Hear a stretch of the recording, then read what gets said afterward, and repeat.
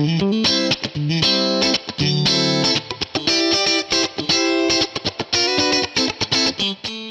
everybody, what's up? Don Carr here, and today I'm with the founder of JHS Pedals, the amazing, fabulous, wonderful Joshua Heath Scott. Let's hear it, everybody. Woo!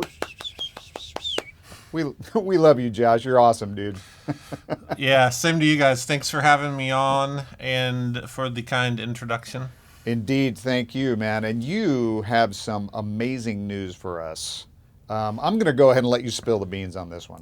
Yeah, after a few years of working on this project that I'm about to announce to you, we are officially re-releasing the Ross brand of pedals. You probably know the Ross Compressor, and I have all the other ones here in front of me, and I'm sure in this video you'll go through them. But yeah, this has been an interesting kind of labor of love project that's equally exciting on my end for its history, its kind of weird connection into my personal life, even from being a young guitar player, and the Kansas City connection where our factory is being tied to the man Bud Ross. This is actually the last name of Bud Ross, and he was most known for Kustom Amps. He started that.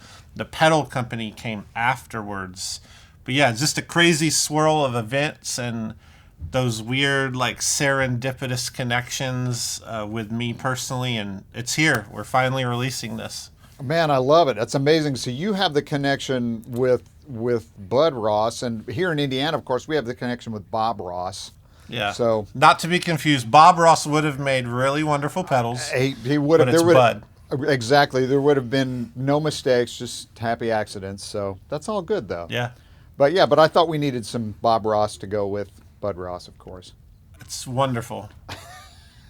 Tell me a little bit about the concept of designing the pedals. Like, what was your thought? Are these like straight reissues? Are they kind of tweaked out? Are they what's the story on that? Yeah, I think the challenge, I sit in an interesting place because I'm a nerd and I have this huge pedal museum, and then like half my life is dedicated to telling the stories of other companies. So I've seen a lot of relaunches, and even in the last year, we've seen a Marshall relaunch, an Orange relaunch. Like, it's a thing, right? And how do I approach this has been something really important to me. Like, how do I jump into this and do it justice? And I think every brand just has its own nuance. So with Ross, it's like they have to stay true, in my opinion, to the aesthetic. The aesthetic is, it's just so good. I mean, it inspired the Line 6 DL4 even. I mean, the recessed knobs, there's something really stated about these and important. And so then I have to go, well, the circuits are also important. I mean, the Ross Compressor, it's like the grandpa of boutique. It's the reason Robert Keeley's in business, Brian Wampler's compressor. There's a lot of history here. And so the idea was I wanted to look at it from a whole, starting in the late 70s through every era of and every iteration of these pedals. So we kind of have these 5 eras. We're the 5th. And so what I wanted to do is look at Ross as a whole from the very beginning to what we're putting out right now. And in a sense, it's a relaunch of a new era that pays tribute to the old circuits, the old aesthetic, but there are differences on purpose. The case is a little sleeker. The paint colors are more what I think they should be now. The circuits have all the old goodies, but also there's more options. We kept them really simple, but adding a second mode on each one was very important to kind of bring it into the modern world. Soft touch switching and just streamlining some stuff. So they're tributes to the old thing, but they are a stated new era. And I think that's how we approached it, and it feels really good. The whole time I'm wondering, is this the right way to do it? And now upon release, it was the right way to do it. I felt pretty good about it. Man, I couldn't agree more after playing them and just getting to check them all out. I mean, they really, immediately just seeing it, it was like a time machine, just seeing all of them lined up. And so that was the first thing. And then when you plug it in, you kind of still get that same visceral sort of response that you would expect. I mean, the compressor is spot on. You know, they all are though. They're great. I mean, they sound great. And then having the second mode is just super handy. And it still doesn't feel out of character with the original. The second mode on all of them. Yeah, it was important. Like, I can't make the Ross compressor and change it.